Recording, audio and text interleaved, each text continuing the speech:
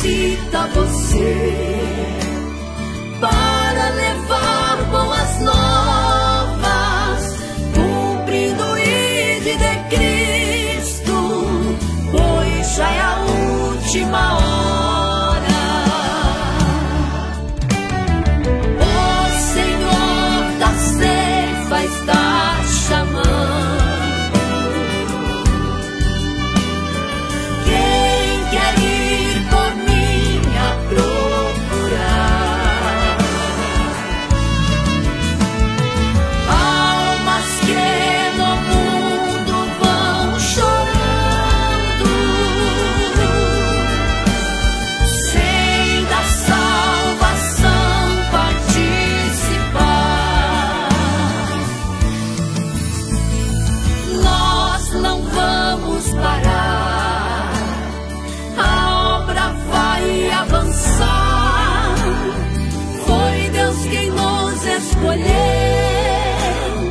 Para a colheita final, as almas estão clamando. Jesus já está voltando. Seja você um Gideão, pronto para fazer missão.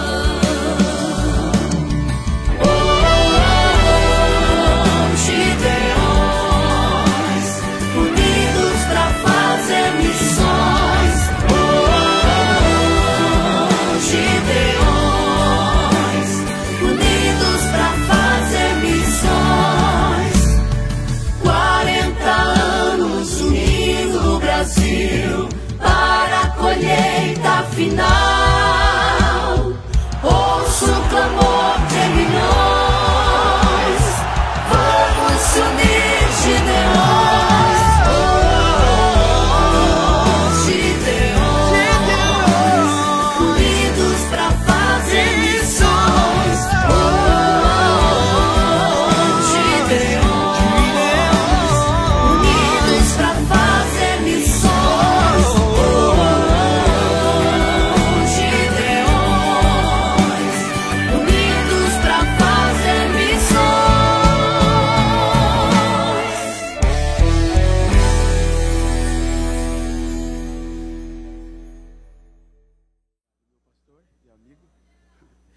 Queridos,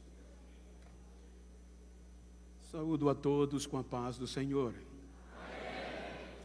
Esta paz é abrangente a todos que estão nos acompanhando por meio das redes sociais, em todo o mundo, e já aproveito para transmitir um abraço a todos, amigos que estão na Ásia, na América Central, na Europa, na América do Norte, e muitos me contactaram dizendo que estariam online. Pastor Serafim, família, um abraço a todos.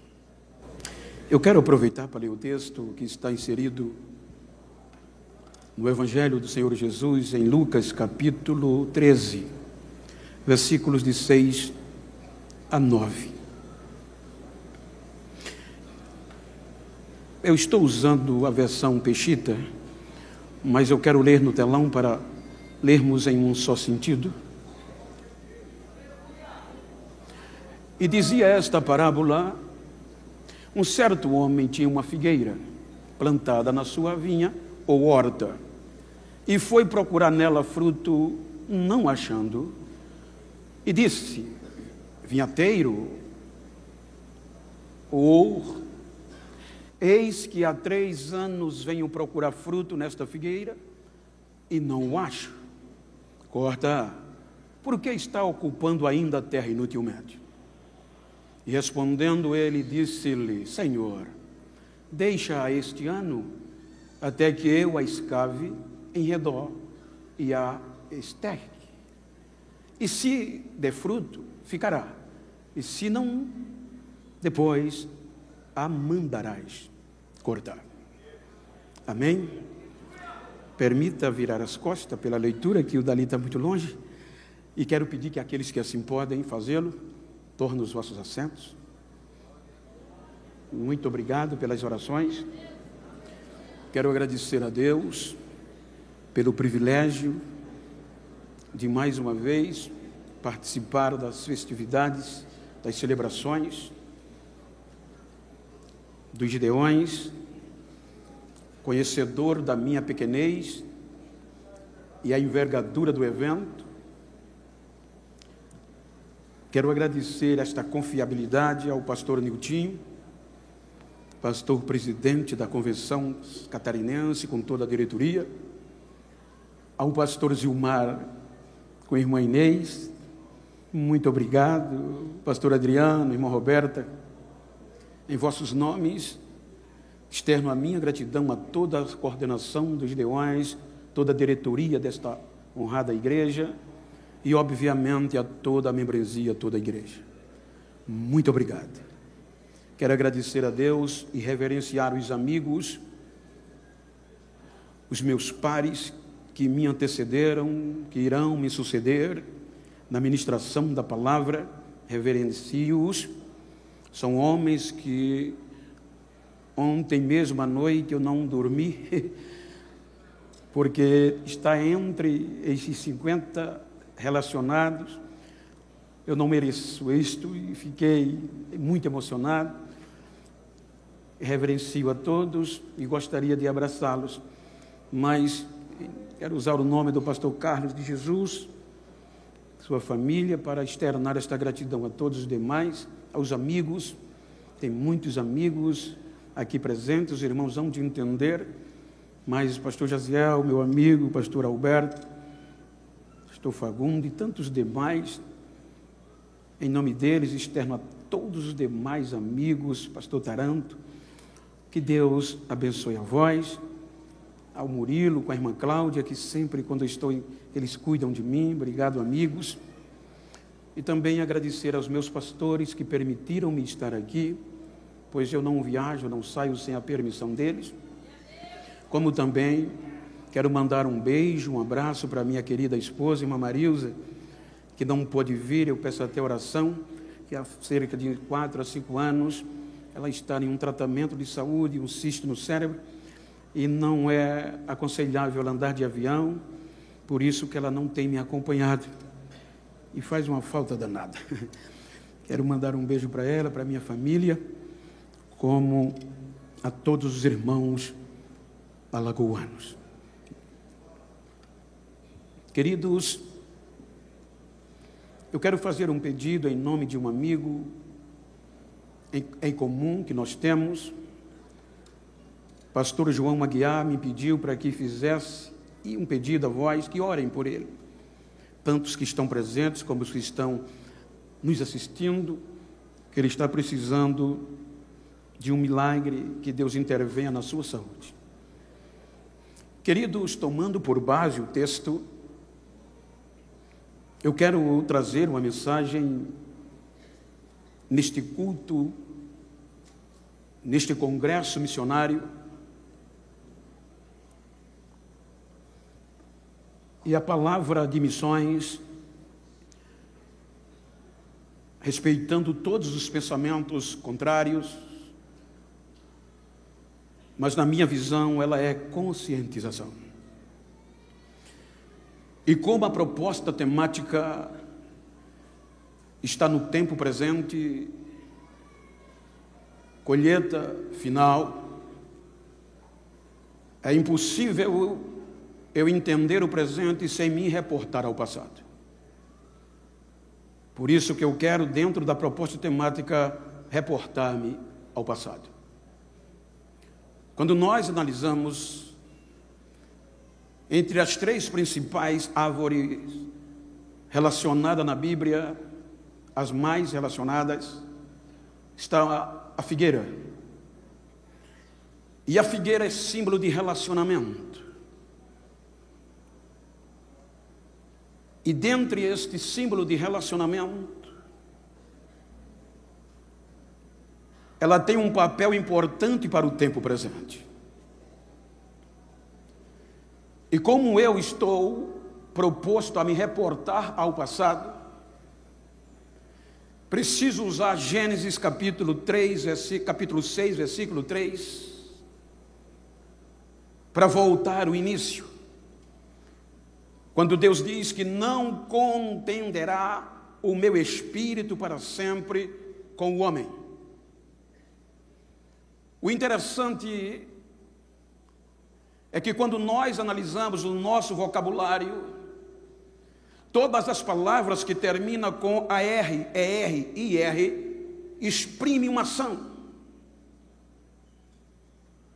Então, o contender quer dizer discutir a favor de,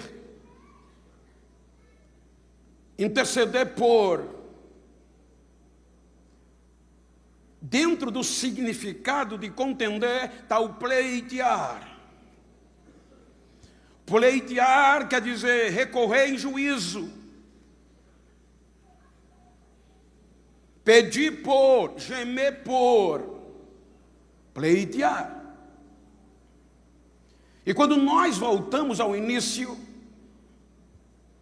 vamos perceber que no passado tem um pleiteador oculto. Pastor Reuel, se nós lermos, por favor, quando Paulo escreve a carta aos gentios de Éfeso, capítulo 3, versículo 8 e 9, ele fala sobre esse mistério oculto. Leiamos, por favor. A mim, o mínimo de todos os santos, me foi dada esta graça de anunciar entre os gentios, por meio do evangelho, as riquezas incompreensíveis de Cristo, e demonstrar a todos qual seja a comunhão do mistério que desde os séculos esteve oculto em Deus, que tudo criou por meio de Jesus. Veja que o princípio, o início começa no Gênesis.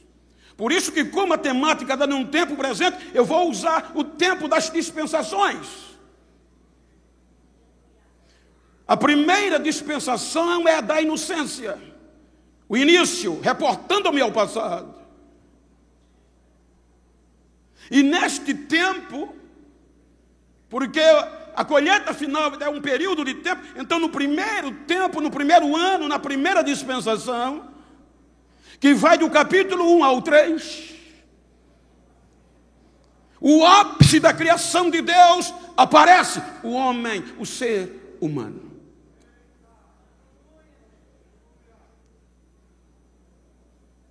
Quando nós debruçamos-nos do capítulo 3, vem a fraqueza humana. E para confrontar a fraqueza humana, vem a justiça divina. Veja que no capítulo 3, no início, vem a decepção. Gênesis capítulo 3, a fraqueza vem. E observe que quando a fraqueza vem, a primeira árvore nominada na Bíblia, na história do relacionamento com o homem, é a figueira. Gênesis capítulo 3, versículo 7. Veja que na fraqueza do homem, a figueira está lá. A primeira e a única árvore, nominalmente falando. E ela predispõe-se a desnudar-se para cobrir a vergonha e a fraqueza do homem. Gênesis capítulo 3, versículo 7. Perceberam que estavam nus e cozeram folhas de figueira e fizeram para si aventais. A primeira árvore no início, reportando o meu passado, é a figueira. Relacionamento. Ela se doou, ela deixou ser desnudada, tirando as suas folhas para intervir, cobrir a vergonha e a fraqueza do homem. Agora ela vai dar sustentação. Então, quando a justiça divina vem, aí você vai ver que entre a justiça e a fraqueza tem alguém pleiteando ocultamente, porque a justiça dizia: elimina, corta na raiz. A fraqueza, a tragédia A colisão foi terrível. Aí você vai entender nas entrelinhas que chega um pleiteador propiciando. A justiça vem com toda a ira.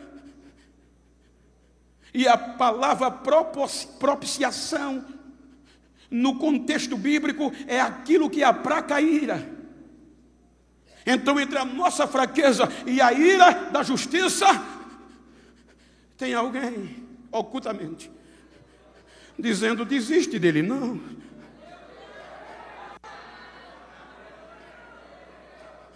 Então, a justiça não olha para a fraqueza, mas para o pleiteador, a propiciação. E Deus diz: está certo, mas ele não pode ter relacionamento comigo com este dano.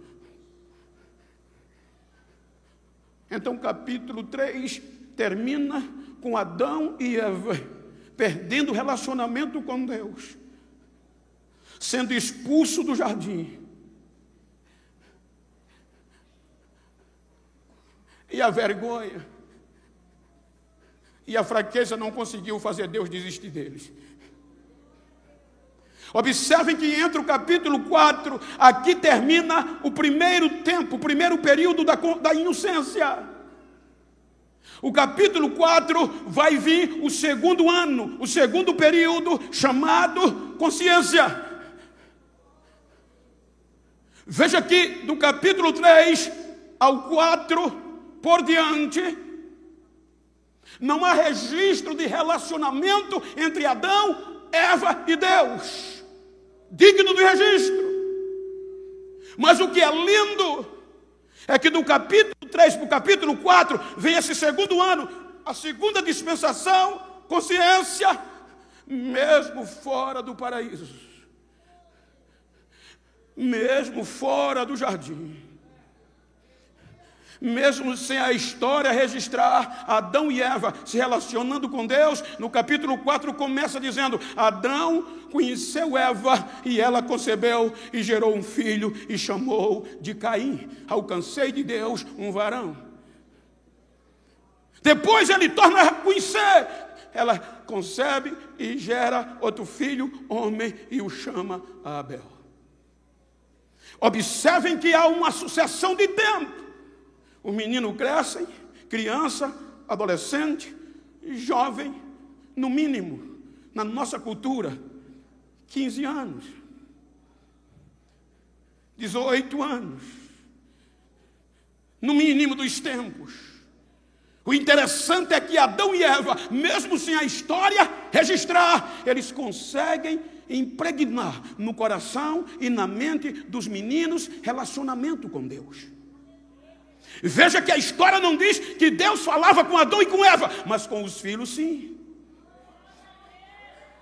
Pastor Gesiel é lindo. Veja, longe de Deus, eles conseguem impregnar no coração desses dois filhos Deus. Começa o tempo, a dispensação da consciência. Abel é pastor de ovelhas do campo e Caim, agricultor. Veja que o relacionamento há entre eles e Deus, entre a nova geração de um segundo tempo, de um segundo ano, de uma segunda dispensação consciente com Deus. Aí eles resolvem cultuar, adorar a Deus. Abel pega o melhor do rebanho e vai adorar. E oferece sacrifício a Deus e Deus aceita.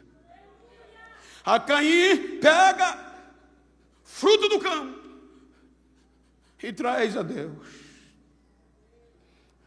E Deus não atenta, não olha, não recebe. Aí ele ira-se. Ele não entende, na nossa linguagem, fica beiçudo, revoltado. Aí vem Deus no meio da ira dele.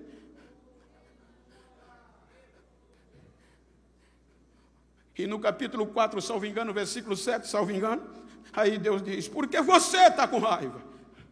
Veja que o relacionamento era íntimo, da geração, da consciência, do ano da consciência. Se tu fizeres o bem, não serás aceito. Mas se tu fazes o mal, vigia, porque o pecado jaz à porta. E se tu não vigiar, ele vai te dominar. Mas é importante que você domine sobre ele. Deus advertiu Caim. Mas Caim, por esta ira, vai oferecer,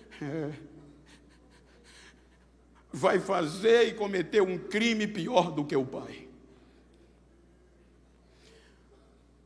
Eu tive analisando para você entender, se nós fôssemos julgar, se Caim fosse julgado na visão do Código Penal brasileiro, segundo o artigo 121, é crime qualificado.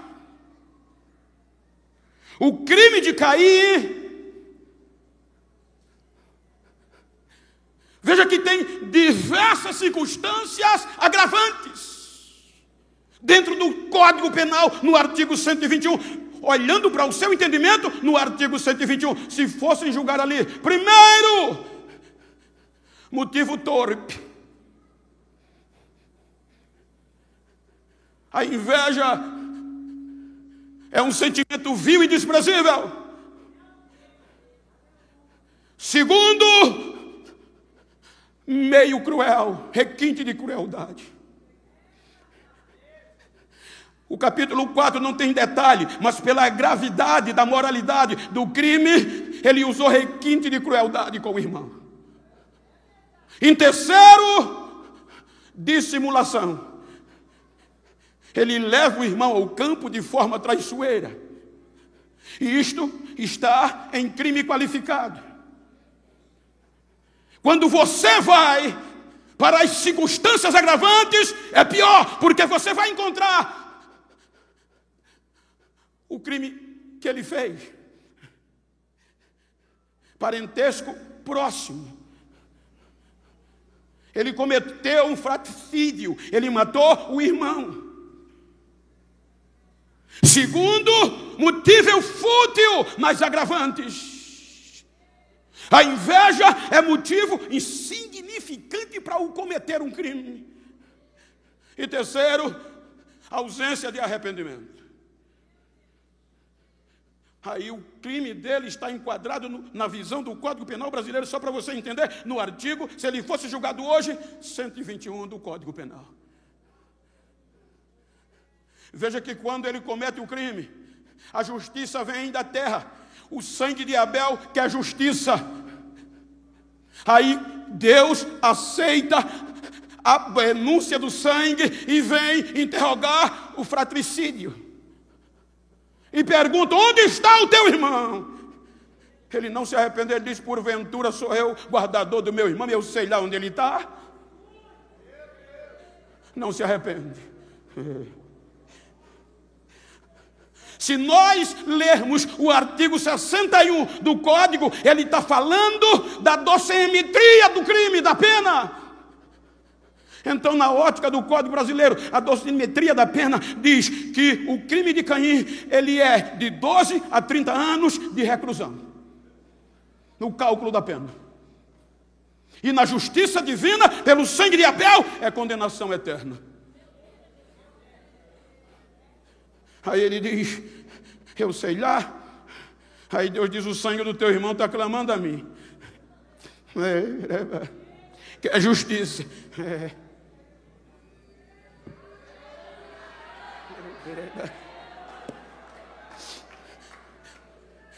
Aí vem o pleiteador oculto e vai atenuar a pena. Ele fica entre Caim e a justiça divina.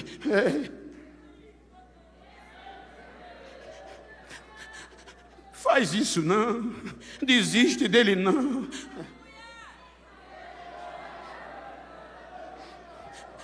Veja que Caim, ele percebe e ele diz: o meu pecado, o meu crime é maior do que o que eu possa ser perdoado. O Senhor agora disse, veja que a pena é atenuado. Em vez de condenação eterna, Deus diz: agora maldita é a terra por tua causa. Tu vai andar como vagabundo errante e sem a minha presença.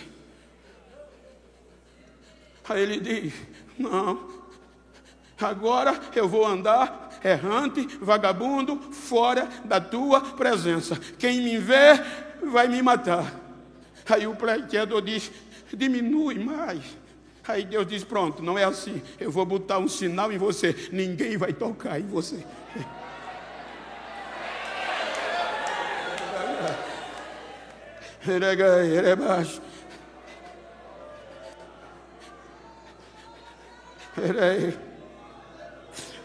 O segundo período, o segundo ano, a segunda dispensação da consciência chega no capítulo 6.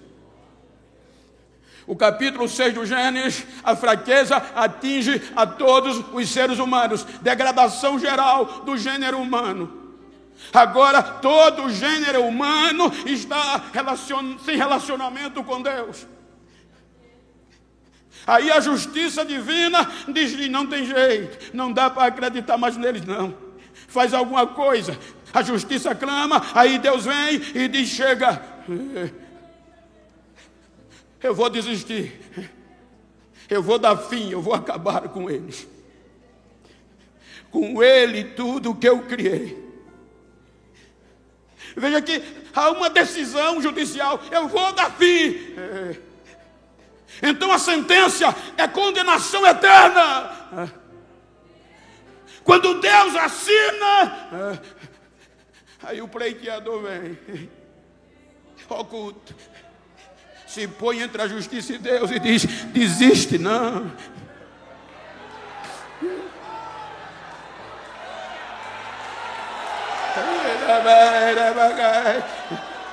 Desiste não. Ele consegue atenuar a pena de novo. Aí Deus diz: está certo, mas o meu espírito não vai interceder, provocar-me, não vai defendê-lo para sempre. Vou diminuir, mas os anos dele de vida será só 120, mas não condenou eternamente. A sentença é cumprida e 8 almas.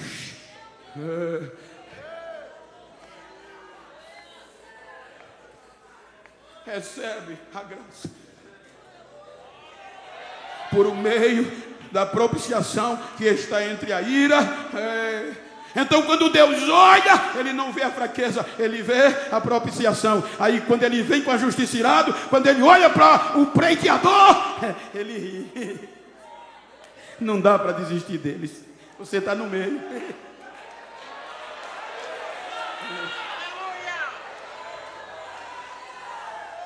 Termina o segundo tempo, segundo ano, segunda dispensação, segundo período de tempo, a consciência. Aí veja que o terceiro ano, terceiro tempo, já que o tema está em um tempo presente, período de tempo. Aí vem o capítulo 8 do Gênesis. Dispensação, ano do governo humano. O governo humano vai do capítulo 8 ao 11.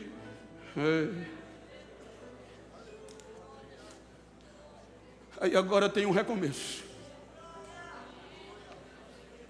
Dentro, obviamente, eu estou usando o termo ano para dar sentido e o seu entendimento, mas dentro de um período, o terceiro período, a terceira dispensação, o terceiro ano, para melhorar o seu entendimento, é o governo humano. E como é que eles terminam? Sem relacionamento. Confusos. Mas Deus não desiste. Aí a partir do capítulo 12, começa o quarto ano, o quarto período. Primícias. A partir de aqui, começa o período, a dispensação da promessa, que vai de Abraão a Moisés. Então veja que é no quarto período, no quarto tempo, na quarta dispensação, que o ser humano vai ser consagrado a Deus. Por meio da circuncisão. Os 3 anos passados estão lá. Mas os 3 períodos, os 3 anos primeiros, incircuncisos, não consagrados a Deus. Agora vem o projeto de resgate, o projeto para reatar o relacionamento. E pelo relacionamento atrair os incircuncisos a Deus.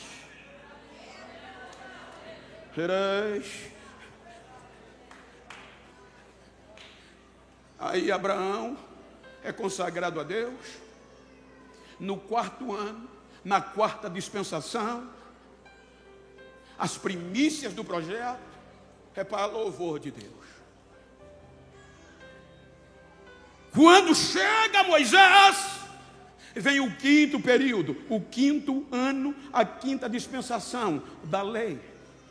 Você vai ver que Abraão, até Moisés, ele foi preservado. O pastor falou hoje à tarde, o pastor Osiel falou ontem, Abraão teve medo da morte, e ele disse ontem que quem tem medo da morte não é apto para o projeto.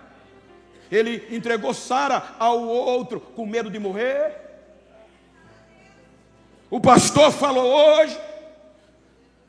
Mas veja que você sempre vê um pleiteador. Abraão, anda na minha presença. Alguém intercedeu, alguém contendeu por ele.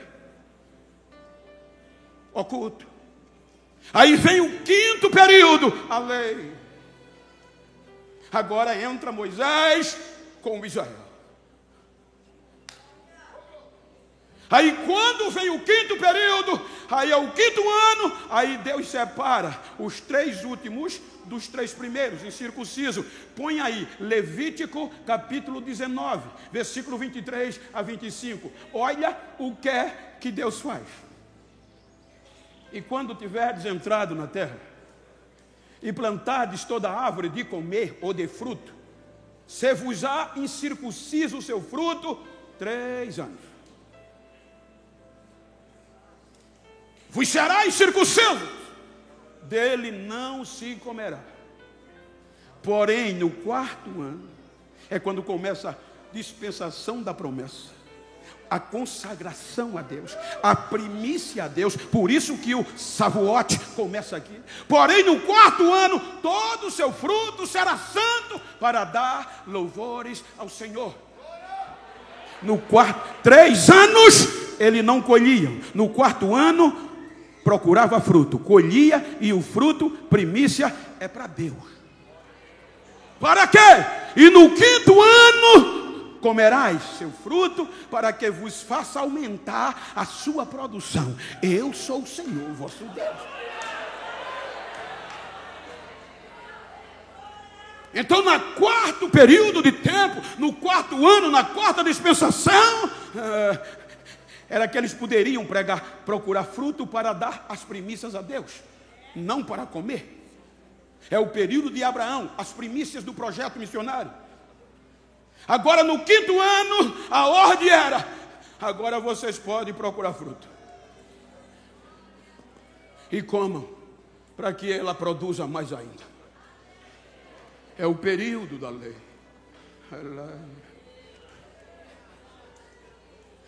Eles pedem o relacionamento. Salmo 95, 10. Ela é usada aqui como figueira, relacionamento. 40 anos estive desgostado com esta geração, e disse: é um povo que erra de coração e não tem conhecimento, não tem conhecido os meus caminhos. Perde relacionamento. Isaías 65, 2.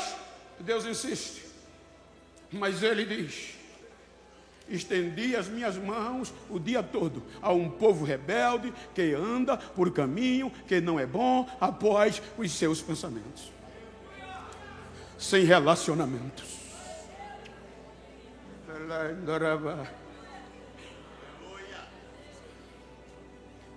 Aí vem o último, o penúltimo dos profetas do 5º ano, do 5º período, da 5ª dispensação. Malaquias. Olha o que Deus faz. Olha o lamento de Deus.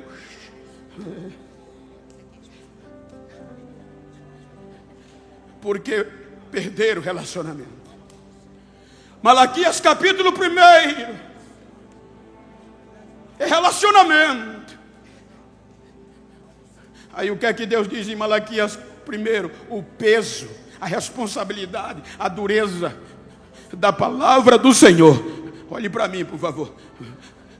O peso da palavra do Senhor contra Israel, por intermédio de Malaquias. Aí o versículo 2, o que é que Deus diz? Eu vos tenho amado, diz o Senhor, e vós dizeis, em que nos tem amado? Aí Deus diz, eu odiei Esaú para amar vocês. Aí, salvo engano, versículo 6. O filho honra o pai, o servo seu senhor. Se eu sou pai, onde está a minha honra? E se eu sou Senhor, onde está o meu temor? Diz o Senhor dos Exércitos a vós, ó sacerdote, que desprezais o meu nome, e vós dizeis, em que nós temos desprezado? Ou seja, Israel não se declara culpado. Ele quer tapar os olhos de Deus. Ele não se arrepende.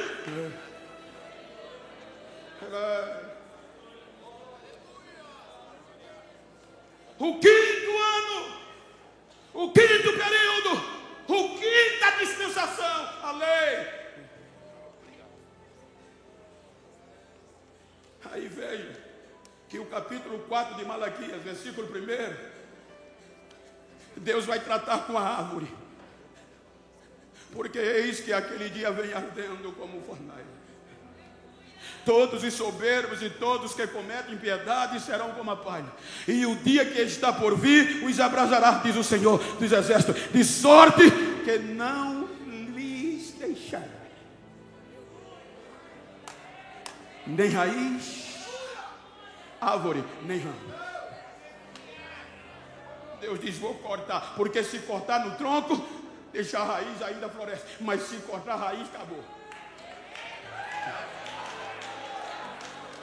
400 anos depois de Malaquias, vem o último do profeta do 5º ano, João Batista. E como é que ele começa? Arrependai-vos. O machado não está no tronco, porque o machado já está na raiz.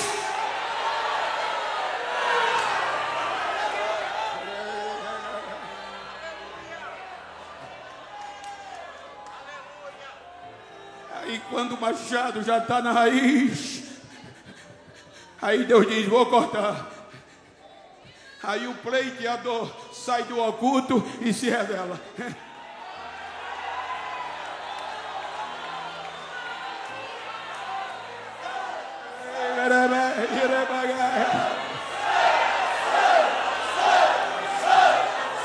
Por isso em Efésios capítulo 1, versículo 10, Paulo fala do 6º ano, do 6º período, a graça. Por isso que no capítulo 2 de Efésios, versículo 8, pela graça, agora o pleiteador, o horticultor oculto se revela. Sai do oculto e se revela. Para que? Pleitear em favor de Israel.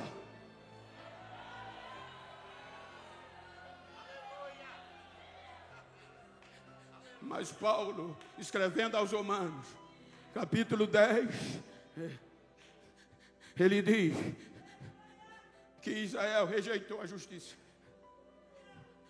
Romanos 10, salvo engano, primeiro, preferiu a sua própria. Irmãos, o bom desejo do meu coração é a oração de Deus por Israel e para a sua salvação. Por quê, Paulo? Porque lhes dou testemunho do que tem zelo de Deus, mas não com entendimento. Versículo 3. Porquanto, não conhecendo a justiça de Deus e procurando estabelecer a sua própria justiça, não se sujeitou à justiça de Deus. Aí como é que o pleitador vem? Arrependam-se. Arrependam-se. Salvo engano, deixa eu ver se a mente lembra. Mateus 23, 37. Mateus 23, 37. Olha o que é que ele diz. Ó Jerusalém. Ele chora. Ó Jerusalém. Ó Jerusalém que mata os profetas e apedreja os que são enviados a ti. Quantas vezes, período de tempo, quantas vezes, desde o oculto, eu quis te proteger, eu intercedi, eu pleiteei por você, eu quis te juntar debaixo das minhas asas, como a galinha junto os seus pintinhos, e tu não quis.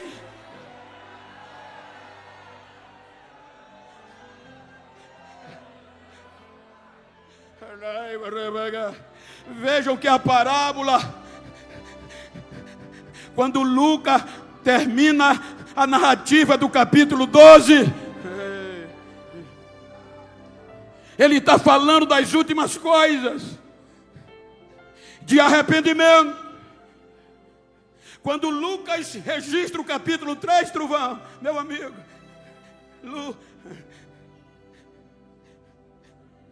o que é que ele fala? Arrependimento, relacionamento. Porque o capítulo 13 começa dizendo que alguns vieram dizer a ele: Jesus, o senhor está sabendo o que Pilatos fez? Ele matou os galileus e misturou o seu sacrifício com os seus próprios sangue. Ou seja, o contexto histórico cultural diz que os galileus, um grupo de galileus, saiu da Galileia e veio para Jerusalém adorar, matar os seus animais em adoração e oferecer sacrifício, porque era o tempo ainda do 5º ano. Veja que quando Jesus está aqui, já está com cerca de 2 anos de ministério efetivo. Aí o que é que os soldados de Pilatos faz? Mata o grupo da Galileia, pega o sangue deles e mistura com o sangue dos animais que eram os seus sacrifícios. Isso foi chocante. Aí eles disseram: o senhor está sabendo? Aí Jesus diz: vocês estão pensando que eles eram mais pecadores do que os outros? Se vocês não se arrepender, do mesmo jeito vocês vão perecer. Aí ele vai dizendo: vocês pensam, porque a ideologia judaica era, você vai ver isso desde Jó até o Novo Testamento, se eu estou em miséria, se tem uma colisão, se eu estou detonado, estou cheio de dano, é pecado. Por isso, quem nasceu em pecado? Por isso que ali, Jó confessa. Então, para ele, os sacerdotes, quem era rico, era fruto de bênção, era limpo. Aí Jesus diz: vocês pensam que aqueles 18 que foram esmagados pela torre de Siloé era mais culpado, mais pecador que os outros? Eu digo a vocês que não. Se vocês não se arrepender do mesmo jeito, aí vem a figueira. No 6º, pastor Weber, veja que o dono da vinha, da horta, por que relacionamento? Porque os judeus, na sua maioria, tinha figueira no quintal, na horta. No Nordeste a gente chama roça. E toda a horta, na maioria das vezes, tinha a figueira. Porque a figueira produzia sombra. E eles juntavam a família e meditavam debaixo da figueira. A figueira, quando eles estavam precisando chorar, ia para baixo da figueira. Quando eles estavam em luta, para baixo da figueira. Então era comum, mas só que agora o horticultor vai ser questionado. O dono da vinha vem. Aquela figueira já estava com 6 anos. Veja que ele foi justo. Os 3 primeiros anos do início, lembra que eu disse que para falar do presente precisamos nos exportar ao passado? Você lembra de Levítico? Então 3 anos ele não procura fruto, porque não deu fruto, que é os 3 primeiros tempos da dispensação. Incircunciso, não são consagrados a Deus. Mas no 4º ano é Israel, a primícia, o fruto é consagrado. No 5º ano, a lei. 6º período, a graça. O oculto se revela. Veja que o dono da vinha é justo. Ele cumpriu a lei, cumpriu certinho. Não procurou fruto nos primeiros 3 anos, mas a partir do 4º ele vai, e a figueira não dá fruto. Aí ele diz ao horticultor: por 3 anos eu venho aqui procurar fruto nesta figueira e não encontro. E é uma ordem, corta. Por que é que você está deixando ela habitar o lugar, ocupar a terra inutilmente? Corte pela raiz, desista. Aí ele agora se revela como horticultor. E eu estive conversando com o horticultor e ele disse: Bento, a principal característica do horticultor é o amor e o cuidado.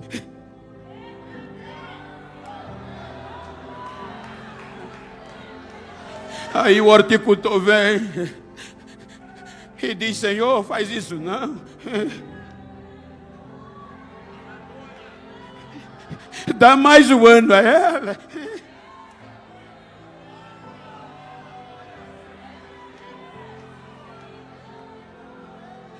Peraí, ele desiste dela não.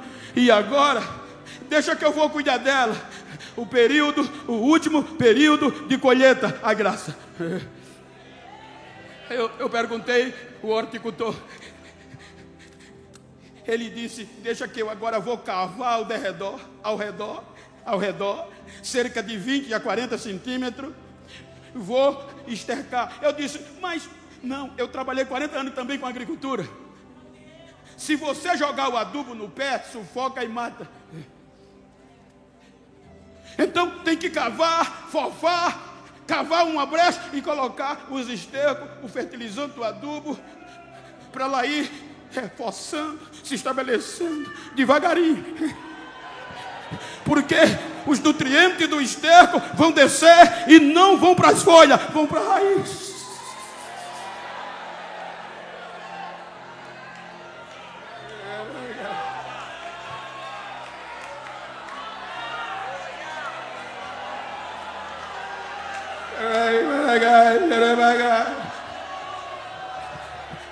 Desiste dela não, Senhor.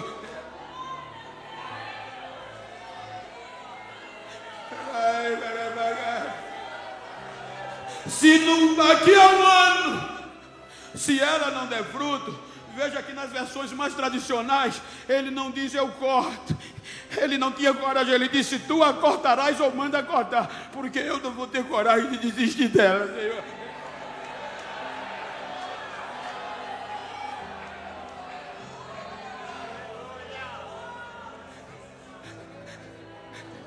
As maiores mensagens de Jesus foi essa: um novo mandamento eu vos dou: ame uns aos outros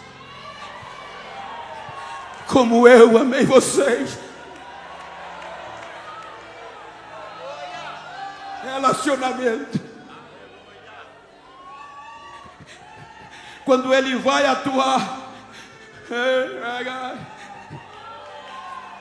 João 17, veja que é totalmente intercessório. Pai, eu dei a tua palavra a eles, mas para que eles sejam um em mim, como eu sou em ti, eles sejam um em nós. A glória que tu me deste, eu dei a eles, Senhor. Eu estou te pedindo não só por esses, os judeus, mas por todos aqueles que hão de crer em mim. Une eles na verdade, a tua palavra é a verdade. Porque o último meio de o mundo saber que o Senhor me enviou é eles serem um, é eles amar um ao outro como eu amei a eles.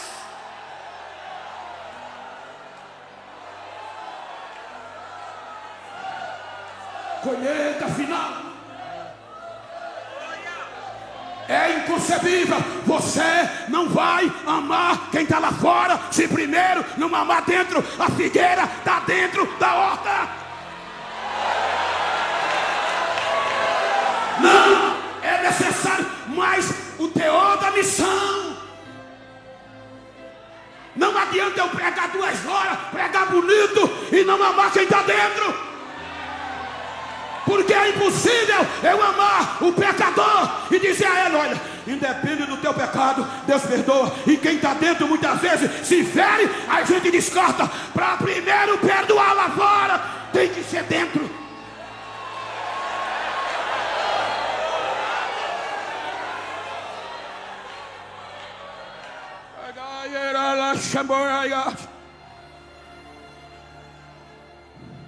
Pastor Zilmar me convidou em setembro.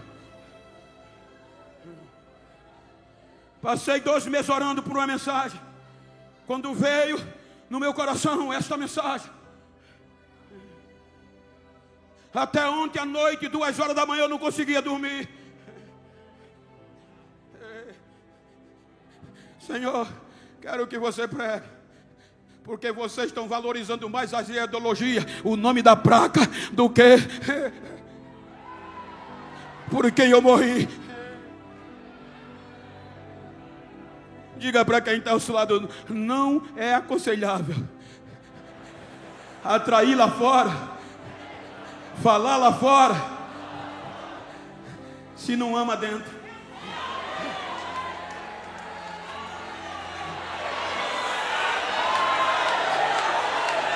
A única oficina da graça debaixo do céu é a igreja. Olhe que quando vou dar uma ministração, quando você compra um carro, faz um seguro, mas acontece incidente, e às vezes a colisão é forte. Aí a seguradora manda o perito olha e diz: chassi empenou, carroceria está deformada, os vidros estouraram, perda total. E o que é que vai fazer? Não, vai para o ferro velho e o seguro substitui. Aqui não é assim não. Você sabe que às vezes a gente é atingido por colisões terríveis. Eu vou contar o que eu ouvi de uma pessoa há alguns anos atrás. Ela me conduzia e disse: pastor, hoje está ruim, por quê? A gente precisa confessar algumas coisas. Muitas vezes a gente não é perfeito e nós somos atingidos. E às vezes a colisão, pastor, arrebenta. Mas por que você não procura a igreja para confessar e pedir ajuda? Porque quando a gente vai, pastor, em vez de restaurar, eles matam a gente. Eles condenam, julgam e condenam a gente. E esquece a gente, abandonando a gente. Aqui não é oficina secular, é oficina do céu. Diga para quem está ao seu lado: a colisão pode ser forte, o chassi pode empenar, o vidro pode estourar, mas aqui não tem perda total. Ainda tem jeito, ainda tem jeito, ainda tem jeito.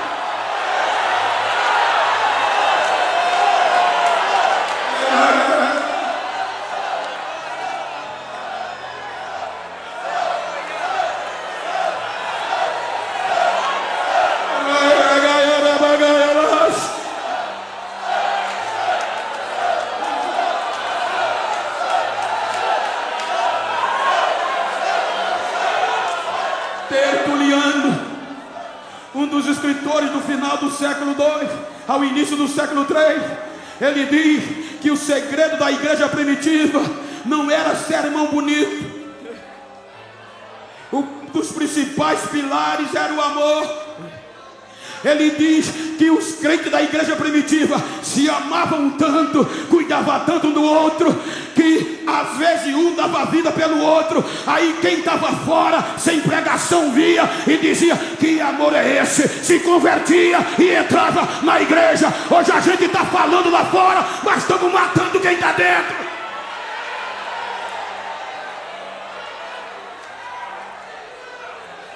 Já tem vigia nas internet, nas redes sociais, vigiando 24 horas. Já tem torcida organizada para ver a tua queda, para te condenar. Mas quebra a cara, porque aqui não tem perda total. Não tem perda total.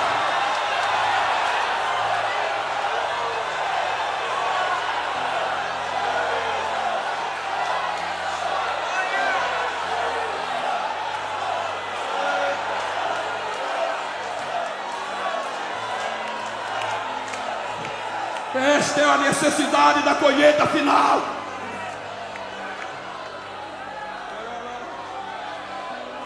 Porque a última dispensação é o milênio. Então, se nós nos amarmos aqui, não precisa muitas vezes estar falando em caixa de som lá fora. A nossa unidade vai refletir em Camboriú, vai refletir em Santa Catarina, no Brasil. E as pessoas vão correr para a igreja, sabendo que o segredo está aqui. A gente está preocupado em bater em político, em bater em pastor, em criticar os que erram, em detonar quem pecou. Mas a gente comete o maior erro, a gente mata, a gente despreza.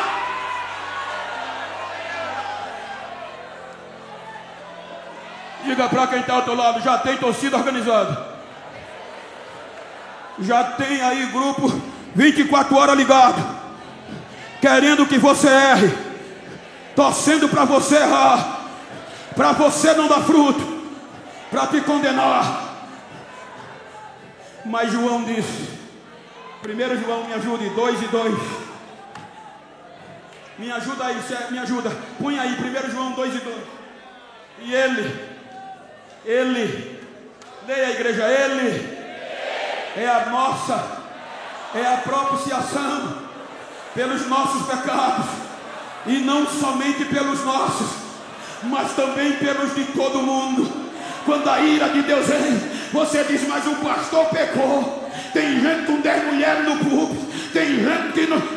Aí você esqueceu disso aqui. Quando a ira de Deus vem destruir ele, a propiciação está no meio, e a placa ira, e a graça entra, e Deus diz: vou acreditar nele, deixa, ele vai dar fruto, ele vai. Tem mais. Eu não estou fazendo apologia ao erro. Eu estou fazendo apologia aos nossos falta de cuidado. Pior era eu, pior era você.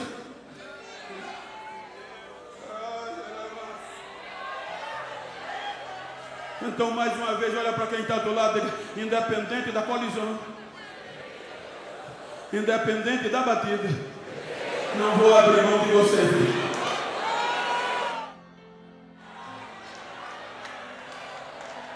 Aqui não tem ferro velho. Aqui não existe ferro velho. Aqui existe a graça, e a geração da última colheita, da colheita final, tem que saber disso.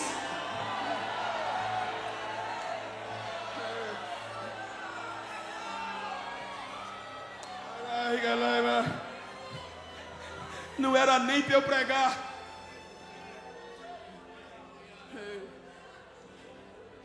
Só eu estar aqui já era a resposta de que ele não desiste de nós. No meu estado, Alagoas, os meus pastores, os meus professores, tem pregador, pastor, que o senhor precisa conhecer, ensinadores, meu Deus, que eu não sou digno nem de limpar a sandália deles. Mas olha na relação dos 50 pregadores dos Gideões, quantos AL tem? AL, Alagoas.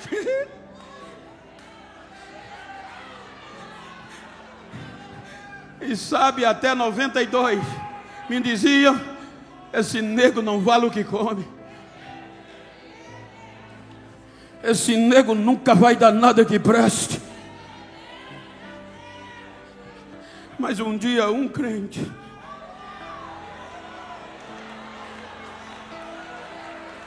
me disse: eu conheço alguém que não desiste de você, mas dizem que eu tenho muitos defeitos. Ele é especialista em quem tem defeito. Ele é a propiciação. Ele aplaca a ira e meia graça. 3 meses me levou para a igreja.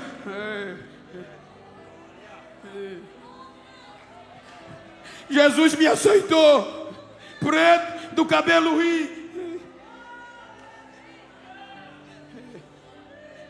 Quando eu cheguei na igreja, disse: agora vai. Com 15 dias ele me batizou com o Espírito Santo, mesmo com as minhas falhas. Com 26 dias eu desci as águas do batismo. E pasmem, Fazenda Canoas, município de uma cidade chamada Rio Largo, aonde hoje sou o co-pastor.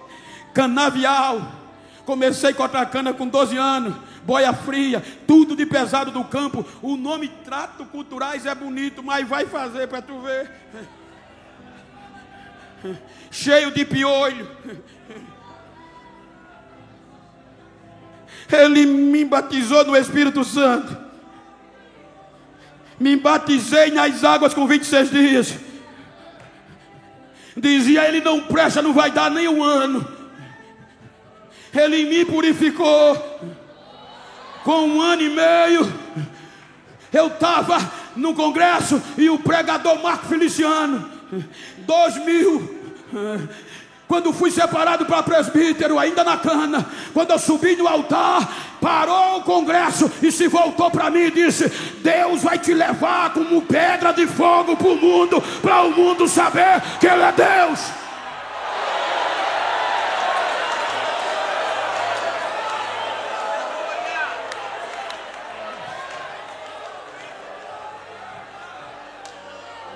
Com 3 dias depois, com 7 dias no outro domingo, chegou o pregador na congregação pequenininha e disse: Moreno, fica de pé. Deus me mostrou que vai abrir as fronteiras do mundo, o Brasil vai ser pequeno, te prepara. Mas dentro da cana. Com 3 dias depois, um grupo de obreiros me procurou. Agora está dentro. Eu estou dentro como a figueira estava. E disse: Bento, filho, desista. É impossível. Aquela profecia não era para você. Tu tem muitos defeitos, mas eu estou dentro. A figueira estava dentro.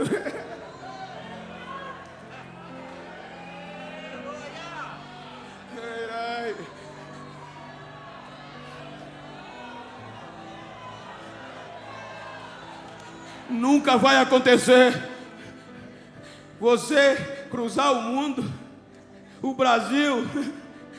Tu é pobre, Bento. Tu é analfabeto. E para piorar, tu é preto. Eu disse: lá fora era fácil aguentar, mas dentro não é não.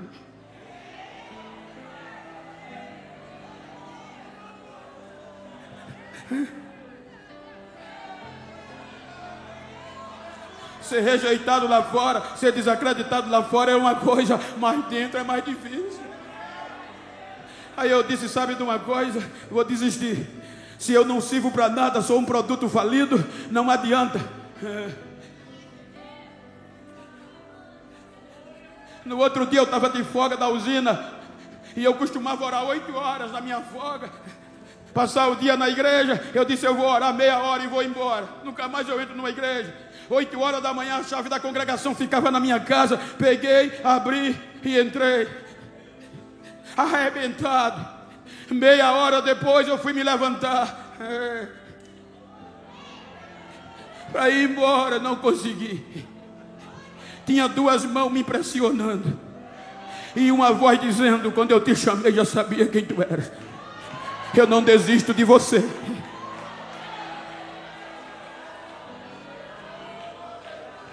A tua fraqueza não é maior do que a minha graça. Vou te mostrar hoje quem eu sou. Passei uma luta até 4 horas da tarde só gritando. Quando eu me levantei que fui para casa, veio um jovem adolescente da igreja gritando: Genival, vai para casa não. O que é que houve? A tua filha, na época 9 anos, Gisele, passou mal. A tua mulher levou para o posto de saúde, dentro do interior, precário. Quando eu cheguei no posto, o médico disse: fiz o que pude, mas ela entrou em óbito. Leve para preparar o funeral. Quando eu peguei a criança quebrada, arrebentado.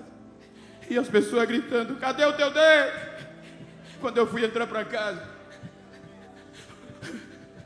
o horticultor disse: vai para casa não, leva ela para onde tu estava orando, que hoje eu vou te mostrar que eu não dependo da razão do homem, eu não dependo do que o homem acha para fazer o que eu quero.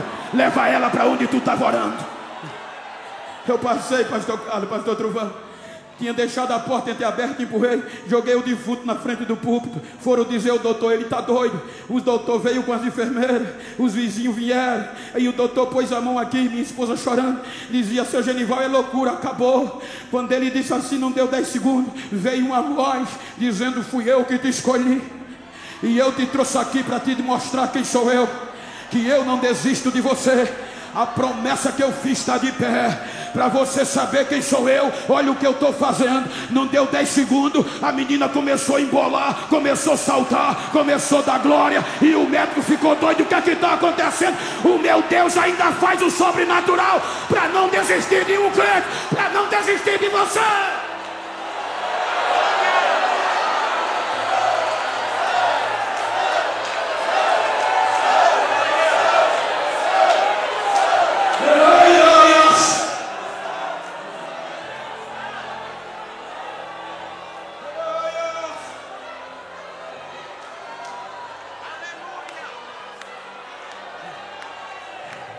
Passaram-se 15 anos, eu tinha 30, 15 anos, o silêncio. Diziam: aí, vergonha, chorei muito, Deus me enganou, te enganou. 45 anos, ficou velho, não frutifica mais.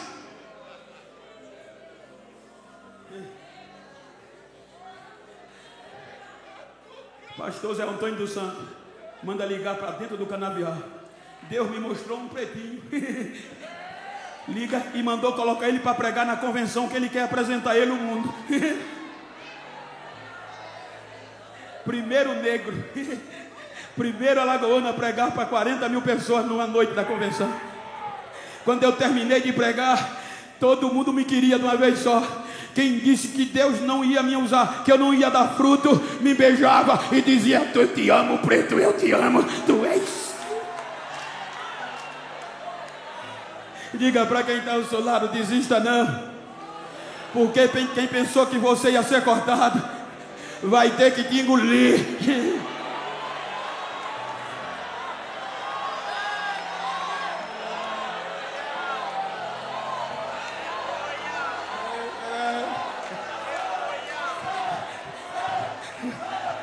50 anos, ficou velho. 2015, pastor Reuel descobriu o pretinho. Ele é testemunha, cristiano, salvo engano, que era de Campinas. Pastor Genival, pastor Reuel quer lhe trazer nos Gideões. Deus disse: vai não. Eu não vim.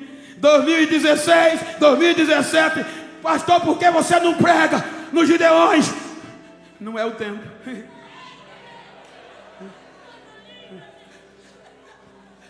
2021, pastor Gilmar me convida. Eu digo: pastor, eu disse 5 anos que não vou. Se eu for agora, vou magoar. Vou não.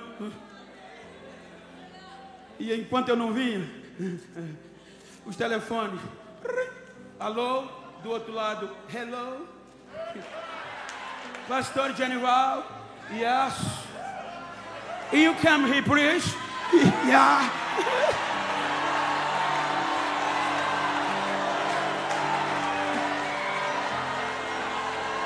Deus não precisou dos Gideões para a árvore frutificar. É pela graça, é pela graça, é pela graça.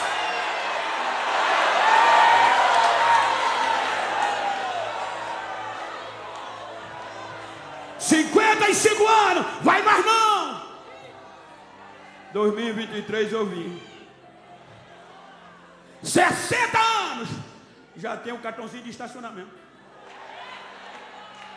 Olha eu aqui. terceira idade, ficou velho. Ele não desiste, a figueira ainda vai. Se no próximo ano eu não vou ter coragem de cortar, deixa, olha que a figueira floresce. Nós hoje somos fruto de pedaços da figueira, de ramos que não se quebraram. Olha nós aqui. Fique de pé por bondade.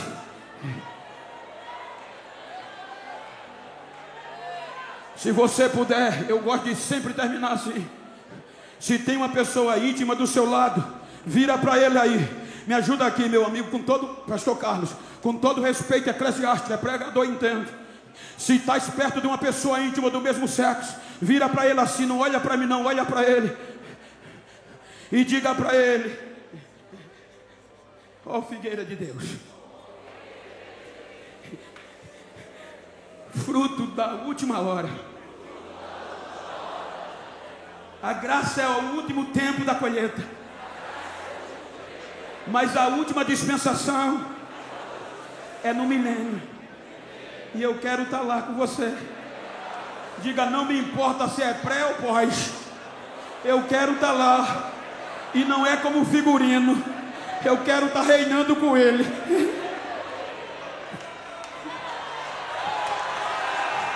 Diga para ele: não importa como você chegou nos Gideões, não importa o tamanho da tragédia, não importa o tamanho da colisão, não importa o tamanho da pancada, ainda tem jeito, ainda tem jeito. Abraça ele e diga: ainda tem jeito.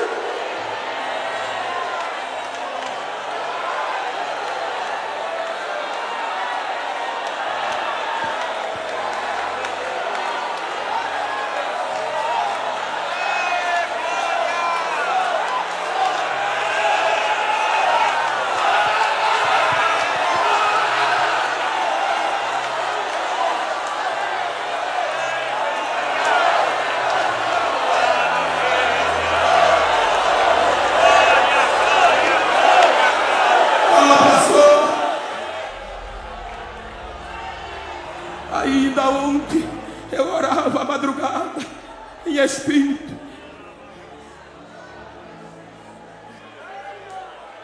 E o Espírito que fala com a gente pelos sentimentos me dizia: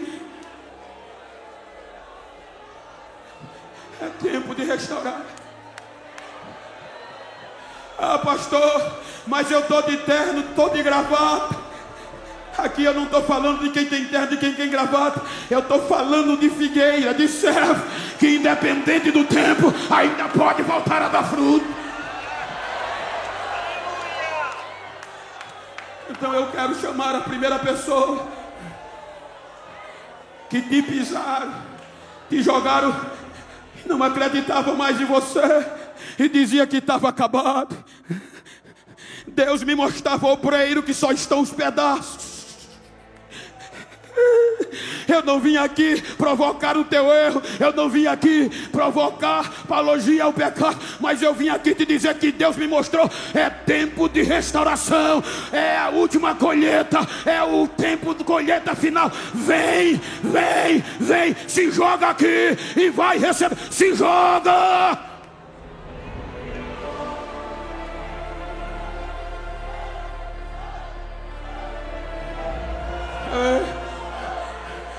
Você que está me ouvindo na internet, você que ainda vai ouvir, você que está abandonado no campo missionário, você que está esquecido, você que foi jogado para fora, você que disseram que não tem mais jeito, mas eu estou aqui para te dizer: ainda tem jeito. Você não é perda total, ainda tem jeito.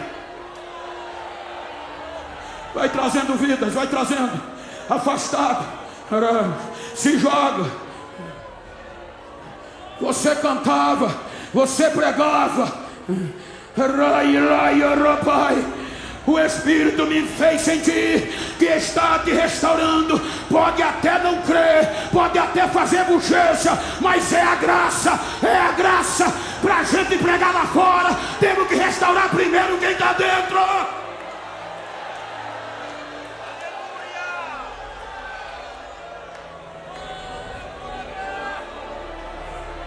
Venha, venha, venha. Te amo, Deus. Tua graça nunca.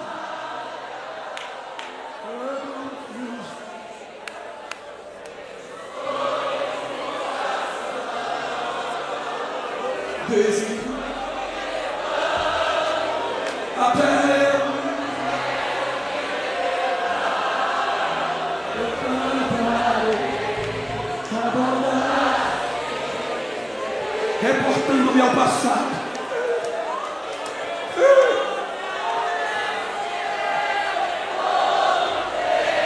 Primeira dispensação fiel, segunda fiel, terceira fiel, quarta fiel, quinta fiel, sexta fiel. A graça, adora, adora. Enquanto você adora, quem está afastado volta, quem não é crente vem, quem está na internet vai se converter, mas adora, adora. Recebe batismo aí, recebe renovo. Ei, obreiros, ei, cantores, amassando você. Venha.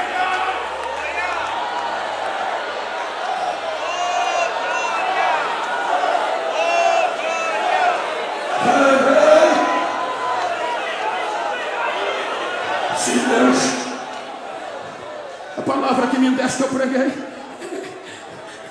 agora restaura os feridos, tira o machado da raiz.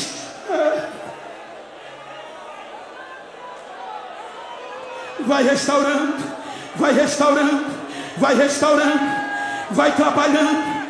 Você tem mais um tempo. Ele não desiste de você, ele não desiste. Vai recebendo, recebe renovo, recebe batismo, recebe a unção de Deus que está queimando dentro de mim. Recebe esta pedra afogueada que está queimando dentro de mim, na minha direita, na fronte, na esquerda, no altar. Vai recebendo, vai recebendo, vai recebendo agora.